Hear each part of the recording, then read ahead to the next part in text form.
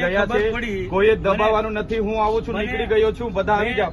એટલે હું કેવા માંગો છું, હું સાબિત કરવા માંગુ છું. ટીડીઓને ધમકાયા હશે. હા, તો તમે મારા પર છે ને પુરાવા સાથે ફરિયાદ કરો. એમને મેં ધમકાવા હોય ને, હું માણિક મેળવું છું. હા, એટલે મેં એમને ધમકાવ્યા હોય. ટીડીઓને ધમકાયા, તમે ટીડીઓને ધમકાયા એ મને ખબર પડી, એટલે હું મારા આયોજનની ફાઇલ લઈને આવ્યો તો એમનો સ્ટાફ અહીંયા હતો, એમના એસો બેઠા. શું કામ ભાગી ગયા? તમે અહીંયા નકલી કચેરી પકડાઈ ત્યારે કેમ ગાડી લઈને નથી દોડી આવ્યા? અહીંયા શાળા નથી, શાળામાં શિક્ષકો ત્યારે કેમ નથી દોડી આવ્યા? તમે અહીંયા ખુલાસો કરી જાઓ. તમે અહીંયા ખુલાસો કરી જાઓ. ત્યાં એ તમને ખુલાસો કરવાની કોઈ જરૂર હું કરવા અહીંયા મારો વિસ્તાર છે. કયો વિસ્તાર છે? મારો લોકસભા વિસ્તાર. તો ખુલાસો કરો, મારા નામનો ખુલાસો કરો. કોઈ જરૂર નહીં. તમારા પર ઓથેન્ટિક પુરાવા હોય તો તમે મીડિયામાં મળવા માટે આવ્યો કે તમે ટીડીઓને ધમકાય, મને ખબર પડી. તમારા પર ઓથેન્ટિક પુરાવા હોય એ હું ટીડીઓ મળશે એટલે પૂછું જ નહીં. ટીડીઓ મળે એટલે પૂછું જ છું. તમે કોઈ નથી બોલાયા. ના ના, એ વસ્તુ ના આવે સાહેબ. સાચું હશે તો તમે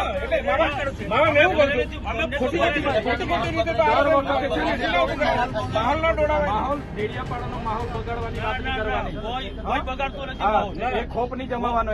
તમે ખોપ નહીં જમાવો. બિલકુલ નહીં, તમે ખોપ નહીં બિલકુલ નહીં જમાવાનો. તમે ખોપ નહીં જમાવો. આપણે પીઆઈ સાહેબ, આ જો આ તમે મૂક્યું છે, અમે નથી મૂક્યું. તો પણ ખુલાસો કરો ને. ખુલાસો કરાય. ખુલાસો કરો.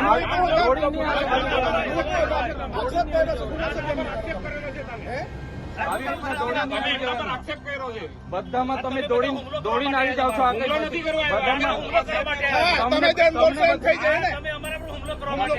તમને દર વખતે છે ને દર વખતે ટેપ પડી ગઈ છે. તમારી જેમ ટોળામાં નથી આવ્યા. ટોળામાં નહીં, તમે જાહેર આમંત્રણ આપ્યું છે. લોકો આવ્યા છે. દર વખતે તમને છે ને દર વખતે ટેપ પડી ગયેલી છે. દર વખતે તમને ચેતર વસાવા દેખાય છે. નહીં નહીં દર વખતે ચેતર વસાવા જોડાયેલા છે. જાહેર જીવન આવે એમાં આમાં મુખ્ય વ્યક્તિ નહીં આવે. પબ્લિક તરીકે પબ્લિકે 2 મિનિટ ઉભા રહેજો. 2 મિનિટ એમની સાથે ચર્ચા કરવાની છે. જે હોય તે અહીંયા ખુલ્લામાં ચર્ચા કરો. તમને દર વખતે ટેપ પડી ગઈ છે. એ વાતના ટેવ નથી પડી. તો કેમ દોડી આવ્યા છે? અરે આવું મારો અધિકાર છે. અરે એ ટીડીઓ છે, ક્લાસ 2 અધિકારી છે. એને તકલીફ હોય તો એની ફરિયાદ કરે. મારી ફરજ છે આવવાની. એને તકલીફ હોય તો એની ફરજ કરે. એમ તમને વ્યક્તિગત કેમ ફરજ પર ધ્યાન આવી જાય છે? મારો અધિકારી છે. આટલો મોટો ભ્રષ્ટાચાર થયો અહીંયા મનરેગામાં, નલ સે જલમાં ભ્રષ્ટાચાર થયો, કેમ નથી દોડી આવ્યા તમે?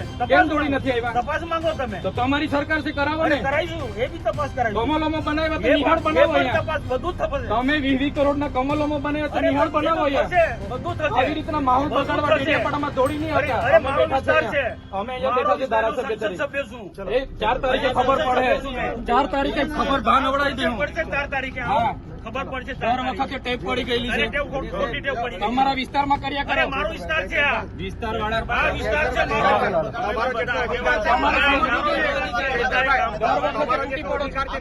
બંધ કરો. તમારે સમજવું, દર વખતે તૂટી પડો છો. ભાન આવી જોઈએ તમને.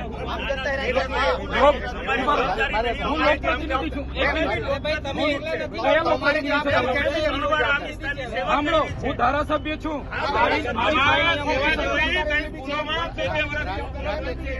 શિક્ષક નથી કઈ શિક્ષક નથી. દેશ સેવા એમની ફરજ નથી મારી સાથે ચર્ચા કરવાની. એવો ફરજ બંધ કરો. સાંસદની ફરજ નથી મારી સાથે ચર્ચા કરવાની. મેં જગ્યા આપી, પૂછી લો. આજે બી ઠરાવી આપી દઉં. મને છે ને ભૂલનગર ને એવું બધું કીધું છે. માનહાનિનો કેસ અધિકારીમાં આવેદન બી એમના કને બધા બુટલેગરોના નામ છે. સાંભળો મારી અમારી બી લાગણી છે. અમારા પર જાહેરમાં લોકોની એટલી ચિંતા છે તો મને ફોન નહીં થયો તમારાથી. તમને ફોન તો તમે શું કરવા દો? હું બી ધારાસભ્ય છું. તમારી સરકાર મારું કામ મેં મારી રીતે કરાવું. એમાં તમારે ચંચુપાત નહીં કરવાનું પડે.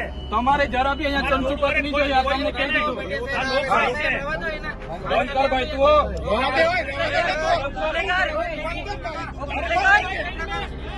દારૂ વેચવા વાળાને મારે સંભાળવાનું. દારૂ વેચવા વાળાને મારે આંકડા ચલાવવા વાળા દારૂ વાળા સંભાળવાનું છે. આ દારૂ વેચવા વાળાને મારે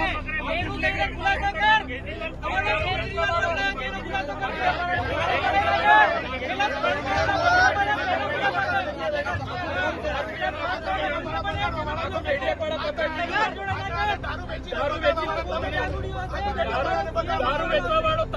ને તું તારો બાપ નહીં, તારા બાપને પૂછ્યો.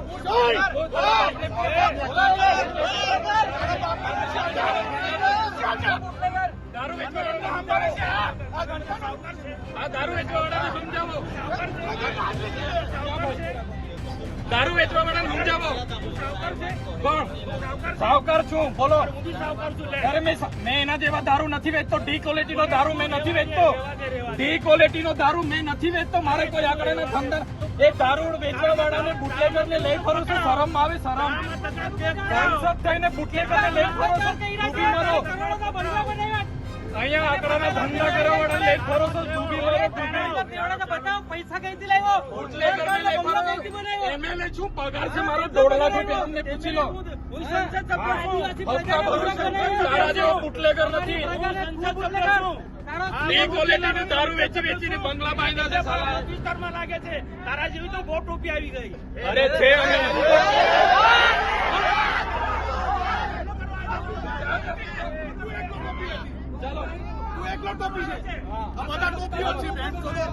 ખુલાસો કરને આવ્યા છે. ખુલાસો કરવા આવ્યો છે મારા પર. ખુલાસો કરો. આવો ને પાછો. આ ધારાસભ્ય ડેડિયાપાડાનો માહોલ બગાડવા દોડી આવે છે દર વખતે. અમે 500 લોકો છે. 800 જણા આવો ને 500 જણા આવો. ચાલો મેં આવું. ચાલો પાછળ જો. ચાલો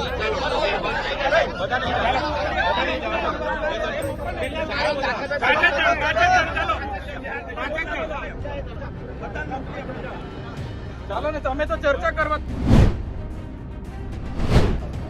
સોશિયલ મીડિયાના માધ્યમથી મનસુખભાઈએ પોતાની આઈડી ફેસબુક, ટ્વિટર, ઇન્સ્ટાગ્રામ પર મારા નામ જો તાલુકા વિકાસ અધિકારીને ધમકાવ્યા હોવાનો આરોપ મૂકેલો છે અને પોતે ઉશ્કેરણીજનક પોસ્ટ કરી છે કે બધા તાલુકા પંચાયત ડેડિયાપાડા પહોંચો, હું ત્યાં નીકળી ગયો છું. પોતે અહીંયા આવીને ડેડિયાપાડામાં માહોલ ગરમ કર્યો છે, ઉશ્કેર્યો છે માહોલને. બધા ભાજપના આગેવાનોને ભેગા કરીને અને ડેડિયાપાડાનો શાંતિનો માહોલ બગાડ્યો છે ગેરકાયદેસર મંડળી બનાવીને. અમે શાંતિ ઈચ્છીએ છીએ એટલે અમે કાયદો અને વ્યવસ્થા જળવાઈ રહે એ માટે પોલીસને જાણ કરી છે અને જ્યારે પણ કાયદો અને વ્યવસ્થા ખોળવાશે તેની સંપૂર્ણ જવાબદારી મનસુખભાઈ વસાવવાની રહેશે.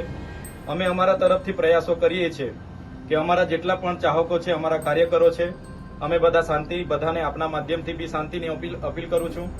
પણ જે રીતે વહીવટીતંત્રએ ભૂતકાળમાં ભાજપના ઇશારે જે ખોટા કેસો ઉભા કર્યા છે એવી જ રીતે આ વખતે ખોટા કેસો ઉભા કરવાની કોશિશ કરશે અને અમને પરેશાન કરવાની કોશિશ કરશે તો આ વખતે સમગ્ર ગુજરાતના લોકો એક થયા છે.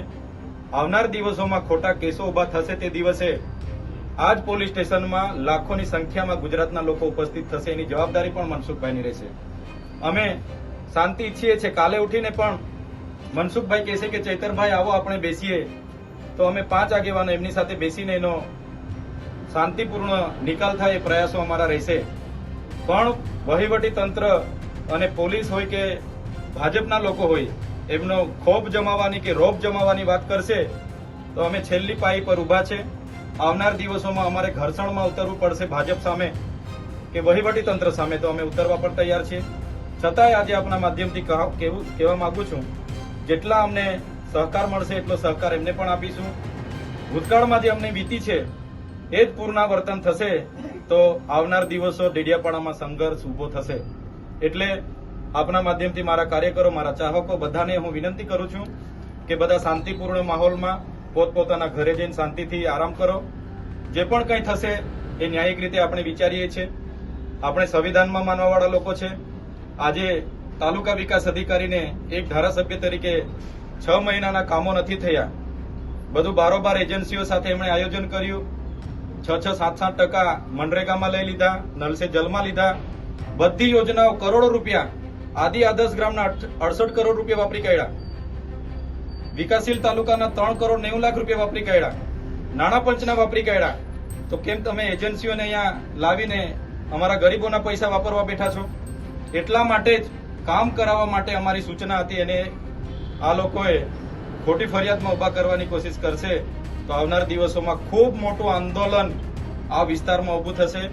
અને અમે હવે સત્યની લડાઈ પર છે. અમે ક્યારે દબાવવાના નથી, સંવિધાનને લઈને ચાલીએ છીએ. એટલે આપના માધ્યમથી વહીવટી તંત્ર પર પણ અપેક્ષા રાખીએ છીએ કે આમાં ન્યાયિક તપાસ થાય, નિષ્ઠાથી તપાસ થાય.